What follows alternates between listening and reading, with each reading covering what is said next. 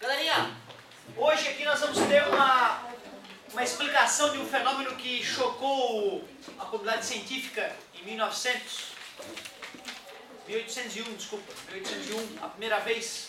Mas até ela ser bem compreendida, né, passou todo o século incomodando a galera. É a experiência de Young. Mas para a gente poder, homenagem ao professor, mas para a gente poder compreender, né, a gente vai ter que primeiro estudar uns fenômenos mais simples, que inicialmente parece, não é possível que isso vai dar uma explicação tão bonita lá na frente. Mas acreditem, a ideia de pequenos conceitos juntos aqui vai nos permitir uma conclusão bem interessante no final da aula. Primeiro a gente tem que entender o que é difração. Difração é a capacidade que uma onda tem de contornar obstáculos. Observem que, eu já devo ter feito isso algumas vezes, se eu venho aqui para fora e falo com vocês, mesmo que vocês não me vejam, vocês acabam escutando alguma coisa. Certo? Esse quando o professor está dando aula sério, não há notação. Sabe, você é tão claro.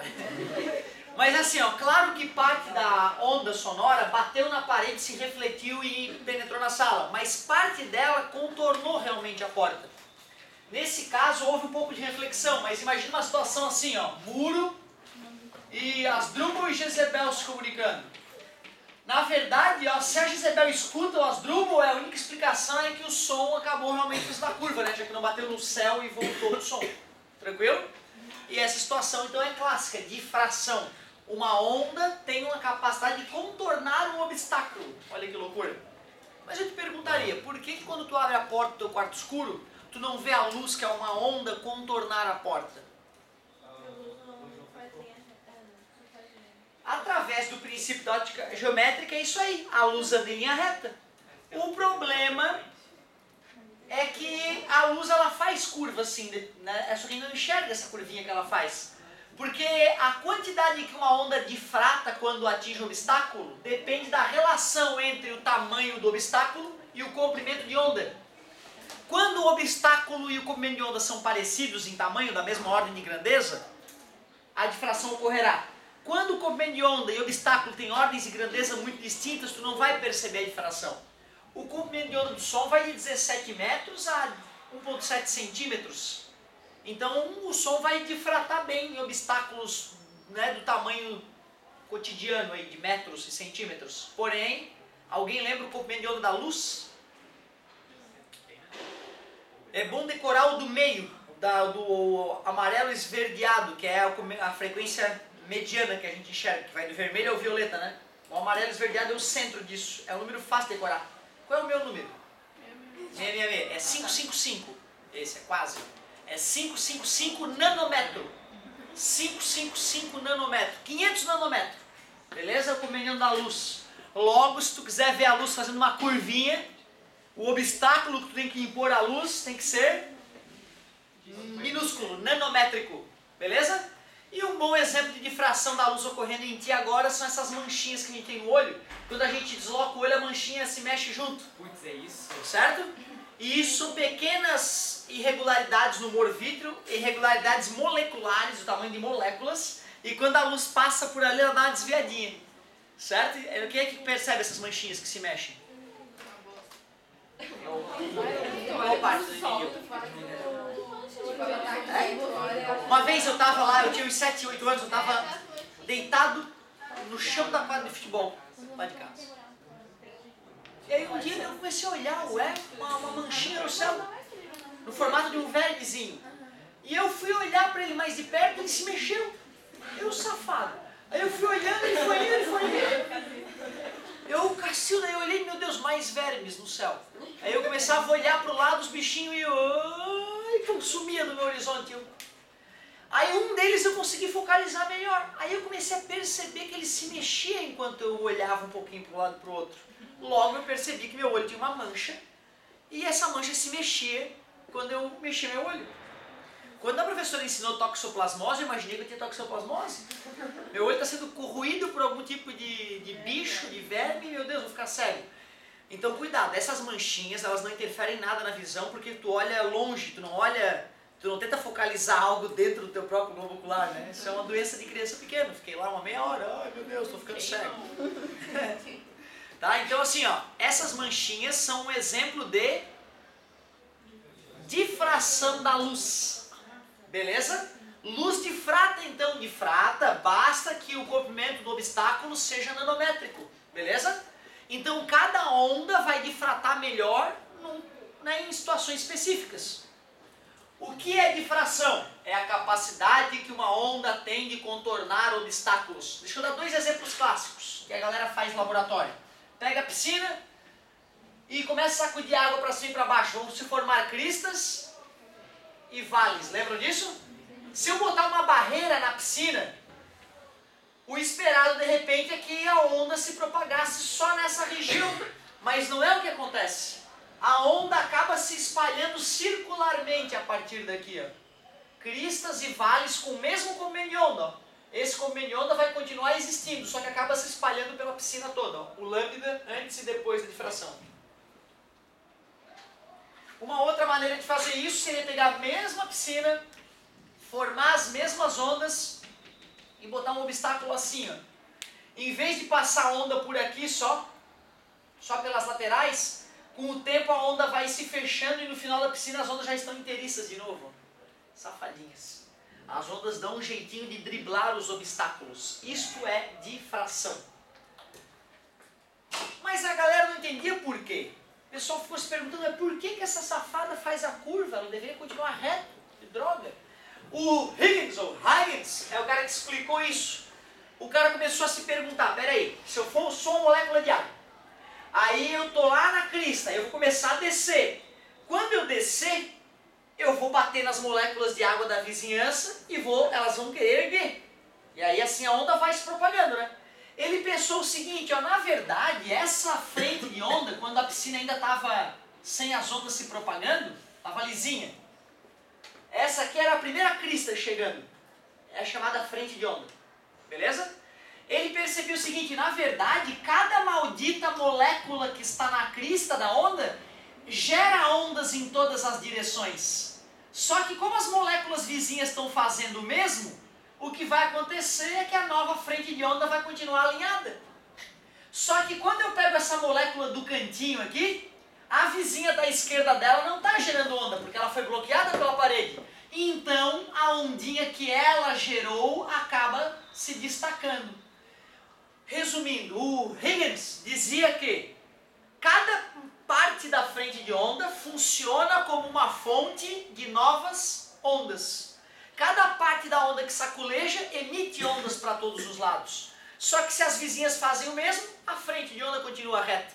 Porém, quando um obstáculo impede alguma parte da frente de onda de atuar, a frente de onda que fica sem vizinha acaba espalhando a sua energia lateralmente. Afinal, não tem trilhos ali, né, para as moléculas se organizarem. Ó, eu vou bater aqui, tu fica quietinho aí. A molécula sacode aqui, não é só da frente que sacode, né? A galera da lateral sacode junto também. Por que no segundo caso ela continua reta em vez de... Legal, na verdade, olha só, a tendência que ocorreria, o que não faz sentido é isso aqui passar na frente das outras. Observa que essas aqui foram para o lado com a velocidade dessas. Certo? Ou seja, a frente de onda continua se propagando com a mesma velocidade. Se essa coisa aqui contornasse dessa forma, ela ganhou velocidade, e aí não faz sentido, certo? Então, na verdade, tu pode até ver aqui depois que aconteceu, tu até pode ver ondas difratando uma para cima da outra, certo? Vai ter uma perturbação aqui sim, né? O que eu queria mostrar para vocês é que no final das contas a onda continua inteiriça, né?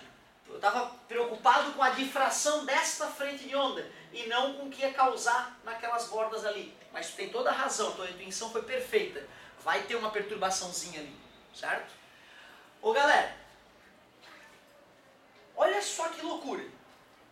Difração, capacidade de contornar obstáculos. Quem é que explicou isso? Huygens. Como é que ele explicou isso? Cada frente de onda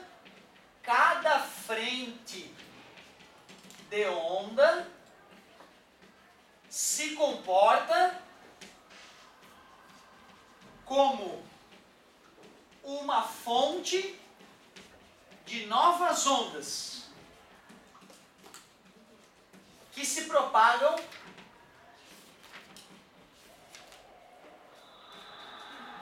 em todas as direções possíveis. Nesse caso, toda a superfície da água.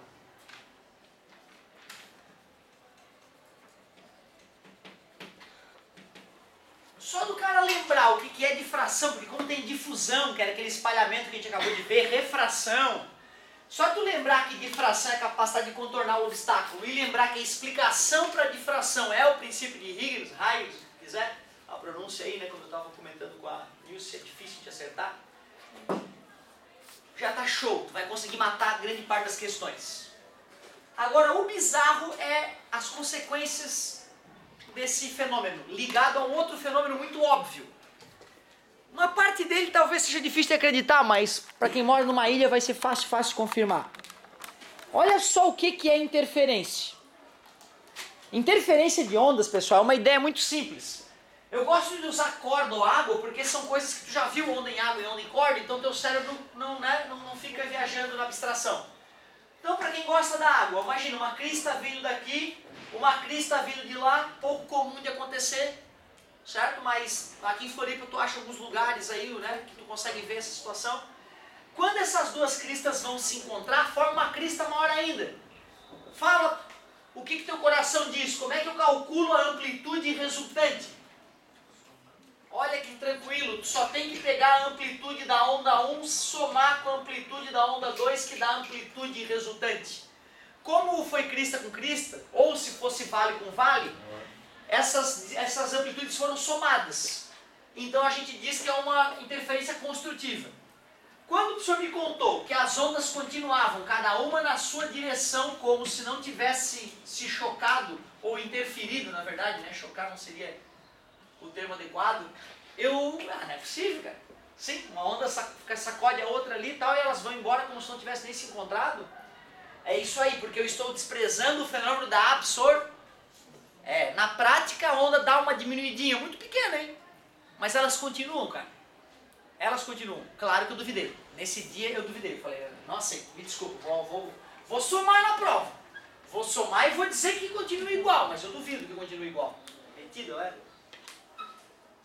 O que seria destrutivo, então, interferência destrutiva? É quando encontra crista com vale. E logo a amplitude resultante é a subtração das amplitudes. Como eu não quero que dê negativo aqui para não me estressar, eu boto módulo.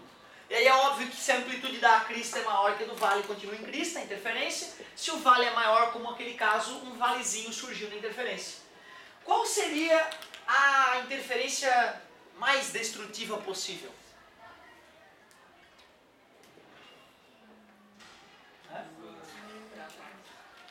Quando a crista e o vale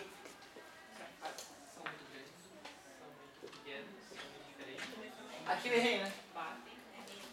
Concordam? Agora eu vou perguntar de novo, agora vocês vão acertar.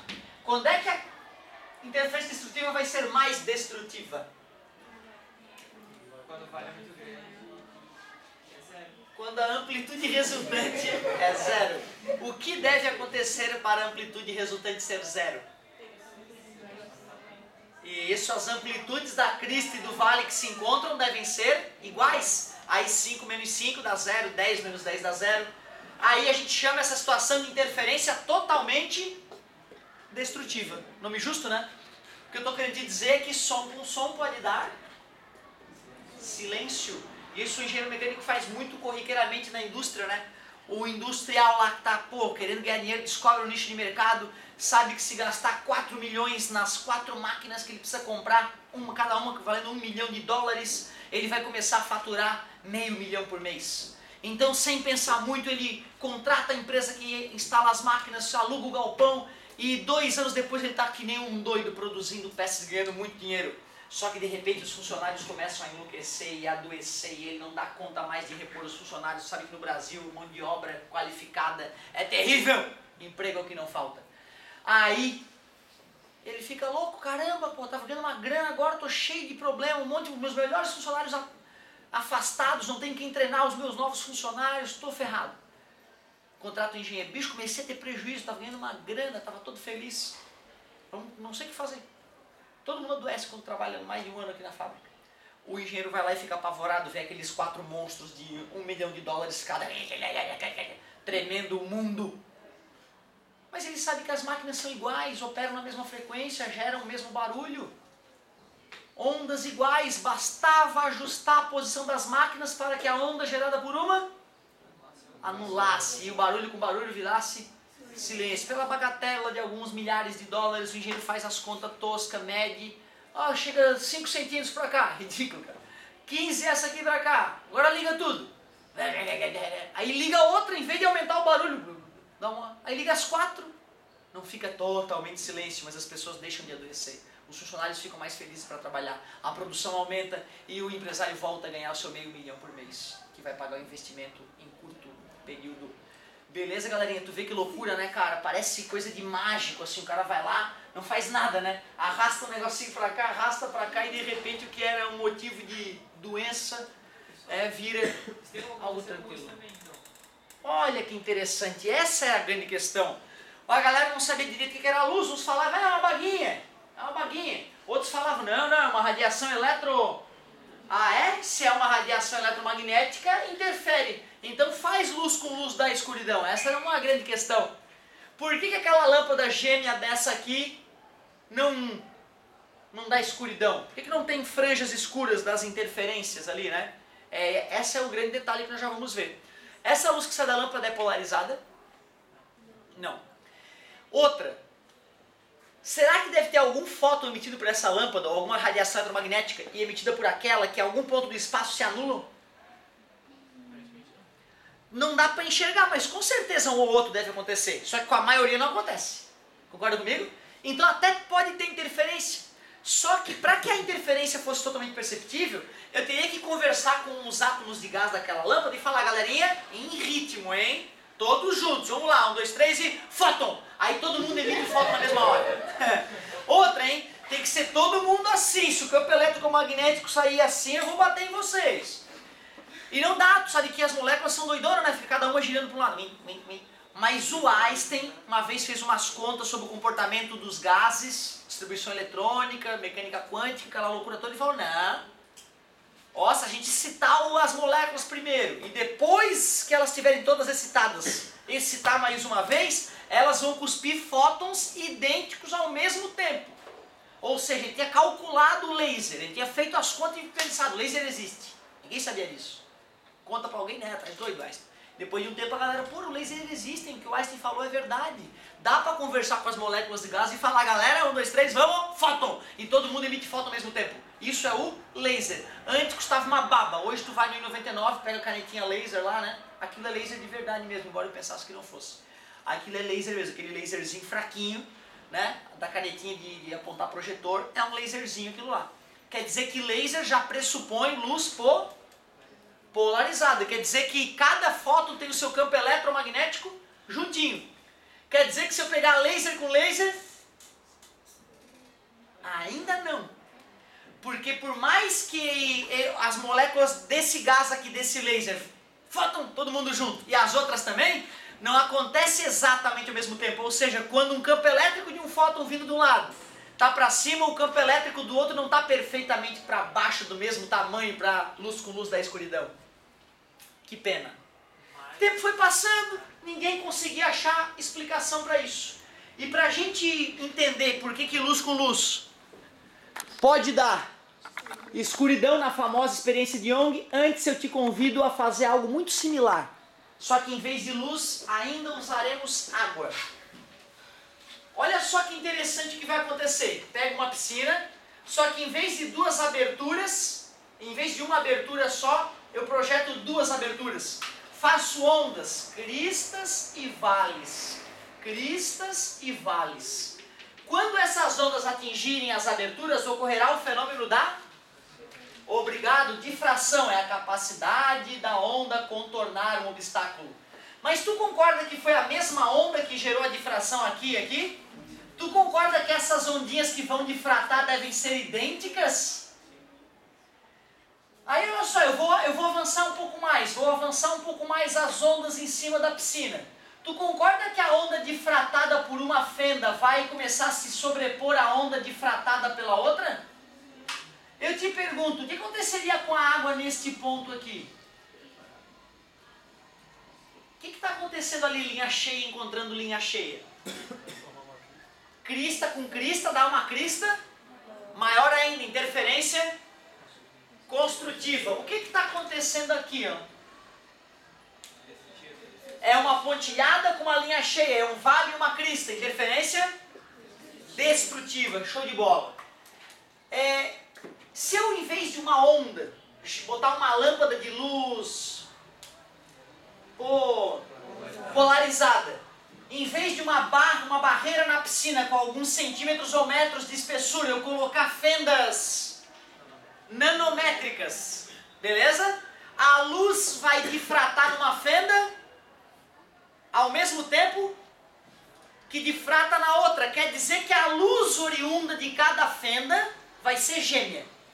Concorda comigo? Aí sim, quando eu, em vez, né, então aqui, o que aconteceu? Aqui eu botei uma lâmpada de luz polarizada. Essa luz polarizada, então, emitiu campos eletrodifrataram. A difração aqui é idêntica aqui, porque a luz que gerou essas iluminações nas fendas é a mesma. O que vai acontecer aqui na minha parede, meu querido, que nessa região central entre as fendas tem crista e crista, vale e vale, crista e crista, vai aparecer uma franja bem iluminada. Mas acima e abaixo daqui dessa franja central iluminada, eu vou ter crista com, vai ter uma região escura e uma região escura. Logo acima, outra franja um pouco mais tênue. E logo abaixo uma franja um pouco mais tênue. E assim por diante, as franjas vão afinando.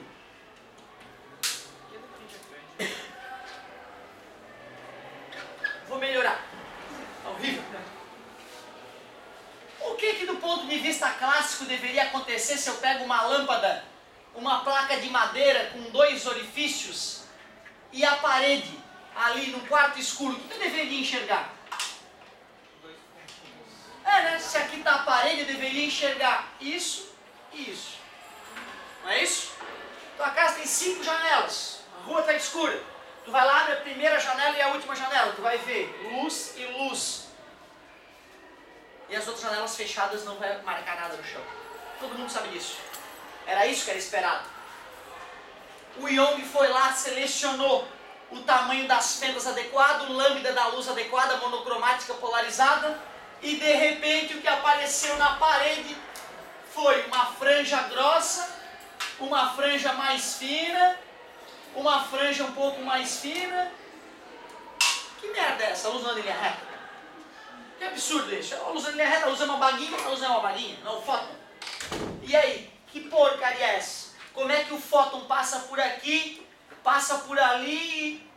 O que acontece? Interfere um com o outro? É onda então, só pode ser onda. A galera não conseguia enxergar uma explicação corpuscular para essa maldita franja de luz. Certo? Hoje, cara, eu te digo, tu vai lá, compra lá por 2 pila, o laserzinho pega 2 fios de cabelo. 2 fios de cabelo e pendura ele, os 2 fios de cabelo ali como 2 barreirinhas. Vai passar trabalho para ajustar. Bota no parede do teu quarto, liga o laserzinho, um quarto escuro. Tu não vai ver 2 sombras se tu ajustar e comer direito, cara. As 2 sombras do fio de cabelo, tu vai ver uma franja de luz. Bizarro. Foi o experimento que chocou o mundo, como o experimento da dupla fenda de Young. Esse experimento nos deixa claro que a luz tem comportamento sim de onda. Tem comportamento de onda. Muito legal. Na verdade, com apenas uma fenda acontece o mesmo. Só com a difração, né, da onda, ela interfere com ela própria ali e já vai dar uma franjinha. O legal quando tem 2 fendas é que dentro de cada franja, se tu olhar bem de perto, tem franjinhas também. Certo? É uma coisa que eu nunca vi cobrar no vestibular, mas na faculdade eles cobram, né? Como é que eu sei se a difração é oriunda de uma fenda ou 2 fendas? É só tu olhar se cada franja iluminada tem dentro de si um degradezinho. Se tiver um degradezinho, é o experimento da dupla fenda. Teve gente que ficou tão revoltada com esse comportamento, com essa ideia, que falou o seguinte, assim, estás querendo me dizer que se eu pego essa tua teoria aí de que a luz é uma onda, é tão absurda, meu querido, que se tu, pela tua teoria, se tu pega lá um corpo escuro, de um tamanho adequado e joga luz, em vez de aparecer uma sombra mais negra por si possível atrás do corpo, vai aparecer um ponto luminoso atrás do corpo, de acordo com a tua ideia. Por que não aparece o ponto luminoso? Pela interferência construtiva. Os caras foram fazer o experimento, pegaram um pedacinho de carbono nanométrico, a luz adequada, quando foram olhar a sombra do cara, em vez de a sombra ser o esperado, a sombra era composta de anéis, sendo que no centro, tinha um ponto luminoso. Certo? Tu vê que bizarro, né, cara? Um cara usa uma ideia como argumento contrário, o cara, essa tua ideia é boa, deixa eu testar essa tua ideia. A ideia acaba confirmando mais uma vez que a luz tem um comportamento também de onda. Por isso que a gente diz que a luz é algo esquisito, é algo dual. Ora se comporta como partícula, ora se comporta como onda eletromagnética. De repente está faltando alguma grande mente nos iluminar com uma nova ideia de entender a luz. Para finalizar, eu tenho tempo ainda? Não foi meu sinal não, né? Eu adoro quando isso acontece, tem uma sensação desagradável achando que a minha aula acabando. Ô galerinha, olha só. Para a gente poder entender esse experimento de Young ainda melhor, olha só que interessante, vê se tu concorda comigo. Depois de ter ganhado muito dinheiro, anos trabalhando, tu e o teu colega, vê se tu lembra dessa, compram iates, lembra? E aí em Jurerê Internacional tu amarra 2 boias lá nos iates. Vai estacionar o teu iate lá em Jurerê Internacional no verão, olha que legal. Aquela água limpinha, vai ser maravilhoso. Aí olha só, as boias acabam oscilando, tu vê que loucura. E acabam oscilando juntas as boias do teu iate e do iate do teu colega. E aí quando as boias levantam, geram cristas. Quando as boias afundam, geram vales ou vice-versa, não me importa. O que importa é que essas boias funcionam como fontes de ondas, tudo bem? E as ondas vão se espalhando em círculos, que nem quando uma pedra cai em um lago parado. Tranquilo? Eu vou fazer com cor diferente só para ficar mais fácil de visualizar. Quando essa gerou uma crista, essa gerou uma crista. Quando uma gerou um vale, a outra gerou um vale e assim por diante. Muito tranquilo? A questão é, se eu pegar um ponto qualquer aqui, como é que eu sei se nesse ponto qualquer, nesse ponto A, vai ocorrer uma interferência construtiva ou destrutiva? Isso é muito importante para as equações que se sucederão. Observem que eu estou dizendo que o lambda é igual tanto de uma onda quanto da outra. São ondas gêmeas. Todas têm o mesmo lambda ali. Certo? Pensem. O que eu vou ter que verificar é quantos comprimentos de onda se passaram até aquele ponto. Se passar o mesmo número de comprimentos de onda até uma fonte e até a outra fonte, se elas estavam em fase, gerando cristas e vales ao mesmo tempo, elas continuaram em fase no ponto a ser analisado. Resumindo, se eu pego uma região aqui, onde eu tenho 2,5 comprimento de onda, e aqui eu também tenho 2,5 comprimento de onda, se lá na origem era crista e crista, vale e vale, aqui nessa região também vai ser crista e crista, vale e vale. Interferência construtiva. Porém, se um dos caras andou 2 comprimentos de onda e o outro andou 2,5, vai estar bem no meio da onda. Enquanto um for crista, o outro vai ser vale, vai ser interferência. Por isso que para poder analisar se uma interferência vai ser construtiva ou destrutiva, eu só tenho que comparar a diferença entre o caminho x1 e o caminho x2 das diferentes ondas que atingiram um ponto A. Ou seja, eu pego o ΔX, a diferença entre os trajetos, e comparo com meio comprimento de onda. Por que meio comprimento de onda, professor? Porque a cada meio comprimento de onda que eu saio de uma crista e vou até afinal de crista até crista eu tenho lambda. Logo de crista para vale, lambda sobre 2. Quando eu fizer essa comparação, se esse n der um número par, eu posso dizer que a interferência é construtiva. Quer dizer que a quantidade de vezes que ocorreu lambda sobre 2 foi igual, tanto num trajeto quanto no outro. Em compensação, se o n for um número ímpar, a interferência é destrutiva. Cara, eu vou te confessar, cara, que quando o professor ele simplesmente escreveu no quadro, né? ΔX igual a n vezes n igual a lambda sobre 2. Ou se tu quiser passar o 2 para cá multiplicando, não tem problema, né? Aí ele vai lá e, ó, engole, meu querido. Se N for par, interferência, obrigado, interferência construtiva. N ímpar, destrutiva. Passa uma semana, tu esquece, cara. Aí tem que lembrar o porquê que é construtiva, o porquê que é destrutiva. Aí fica meio óbvio. Se tu lembra, se tu entende, né? Que é só contar quantos lambdas se passaram até o ponto A, quantos lambdas se passaram até o ponto A, se bater o mesmo número de lambdas, já que na origem era crista e crista, vale e vale, naquele ponto também acontece isso. Agora imagina que as boias se desregularam e que quando um gera crista, o outro gera vale. O que muda no cálculo? Pronto, quando for par vai ser destrutiva, quando for ímpar, tu vê, né? A gente chama isso então de interferência de fontes em fase ou fontes em fora de fase. Quando as fontes geram crista e vale e vale ao mesmo tempo, as ondas estão em fase. Quando as fontes geram crista e vale, certo? Exatamente em oposição, quando um é crista e o outro é vale, as boias, por exemplo, dos iates, então a gente diz que as fontes estão em oposição de fase, a regra muda. N par é destrutiva, N ímpar é construtiva, certo? Cara, por incrível que pareça, falamos a matéria de 2 aulinhas. Eu queria que vocês arriscassem para essas aulas as páginas, e seria ideal começar já, que eu estou aqui para te dar uma força se der uma empacadinha. Ó, vamos pegar umas coisas bonitas já aqui, ó. Página 16. Ah, cara, putz, a 17 tem uma questão tão bonita também. 16, 17 então, e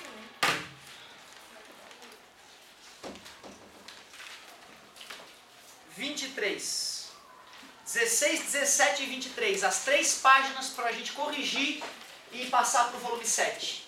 Então na próxima aula a gente já deve, né, talvez não na segunda, mas na terça da semana que vem já deve começar o volume 7. Comecem agora, empacou, chamou, aproveita que está fresquinho na tua mente para fazer uma fixação desse conteúdo.